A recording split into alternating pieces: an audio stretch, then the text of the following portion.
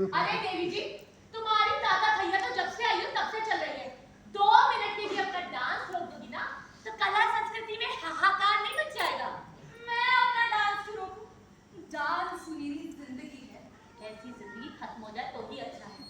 अरे सितारा देवी, 2 मिनट के लिए भी सही, पड़ोसियों को भी अपनी जिंदगी जी लेने दो, बेचारों को राहत की सांस ले लेने दो। उनको किस बात की सजा दे रही हो? तुम करो पड़ोसियों की चिंता, मुझे किसी की चिंता नहीं। और हाँ, पड़ोसी होने के नाते इतना तो बर्दाश्त करना ही होगा। और अगर इतनी दिक्कत हो रही है कहीं और जाके शिफ्ट हो जाए। वैसे भी उन्हें तो अपने आप को धन्य समझना चाहिए, इतनी महान कलाकार की पड़ोसी। वाह रे कलंकार, घर वाले तो धन्य हो ही गए, अब पड़ोसियों का धन्य होना बाकी है। करो, जी भर कर तांडव करो। अगर घर में पेट ना भरे ना तो जाकर शहर के चौराहे पर भी तांडव कर लेना, कुछ पैसे भी मिल जाएंगे। मुझे सिर्फ इतना जानना है कि तुमने अमन की पॉकेट से सारा पैसा क्यों निकाला? अरे तुमने वो नारा नहीं सुना कि सरकार की संपत्ति अपनी संपत्ति है? और अगर मैं अपनी पॉकेट मनी अपने पति की पॉकेट से नहीं निकालूंगी तो क्या पड़ोसियों की पॉकेट से निकालूंगी? अमन को वो पैसे मैंने दिए थे उसकी जेब खर्च के लिए और तुमने उसकी पॉकेट से पॉकेट मारी कर दी। उसे पॉकेट मारी नहीं कहते। और पत्नी का अपनी पति की जेब पर पूरा अधिकार होता है। देवी जी, ये क्यों भूल जाती हो कि उस पति की एक और पत्नी भी है? क्या हम दोनों के अलावा भी कोई है? जी हाँ, तुम्हारे अलावा एक मैं हूँ। यही तो रोना।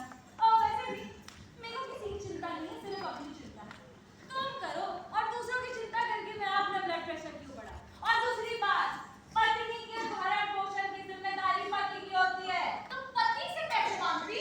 मांगने खाने की आदत अपनी नहीं है, तुम्हारी होगी। तो आदत डाल दो, भविष्य के लिए अच्छा रहेगा। अरे मैं भी तो पत्नी हूँ, मैं अपने भरण पोषण के लिए किसके आगे हाथ फैलाऊं? तुम्हें हाथ फैलाने की क्या जरूरत है? तुम तो खुद अच्छी खासी कमाई करती हो। क्यों? तुम्हें भी तो अपने पूर्व पति के एक्सीडेंट का हर्जाना मिलता है। उससे तुम्हें क्या मतलब? वो पैसा मुझे अपने पहले पति के नाम पर मिलता है। इस पति से क्या मिलता है?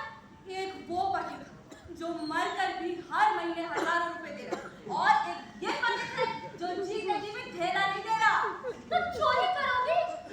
अमन जब तुम्हारे पास होता है तो उस पर तुम्हारा पूरा अधिकार होता है। तुम ना उसके किसी दिन पूरे कपड़े ही उतरवा लेना। वाह! क्या आइडिया दिया! आइडिया के लिए थैंक यू। वाह वाह वाह वाह वाह वाह वाह। दोनों बहनों में क्या प्रेम मिलाप चल रहा है भाई? चुप रहो, बहन होगी तुम्हारी। खबरदार जो आज के बाद मुझे उसकी बहन बोला।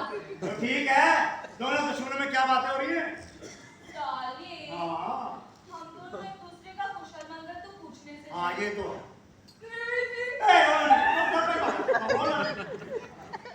देवी जी, मुझे चोर कह रही थी। क्या? बताओ भला, अपने पति की पॉकेट से पैसे निकालने वाली बीवी को चोर कह रहे थे। निकाल दिए? क्या मैं चोर हूँ? कतई नहीं। अरे नोटबंदी में सबसे ज्यादा पैसा बेरोजगार बीवियों के पास से निकला था, फिर तो सबके सब चोर हो गए। राम राम राम राम, इनको चोर कह के मरना है क्या? अरे चोरी नहीं, बल्कि बचत खाता में डिपॉजिट है, डिपॉजिट। इस खाते से पैसा बिना एटीएम कार्ड के निकल आता है। इधर से डाल देता हूँ, उधर से निकाल देता हूँ। मतलब तुम्हारी जेब से पैसा निकालकर इसने बहुत अच्छा काम किया। बहुत अच्छा किया। अरे गलती मेरी है? मैंने जेब में पैसा रखा है क्यों? कहा जाता है कि यात्रीगण अपने सामान की सुरक्षा स्वयं करें। मतलब इसमें तुम्हारी चहेती की कोई गलती नहीं, इसने बहुत अच्छा काम किया। बुरा भी नहीं किया। देखो, अगर मेरी जेब में पैसा होता तो हो सकता है मेरी जेब कहीं कट जाती, या मैं अनाप शनाप खर्च कर देता, या तुम्हारे लिए शॉपिंग कर लेता। हाँ हाँ, तो तुम्हारे लिए भी करता अगर पैसा बचता तो। हो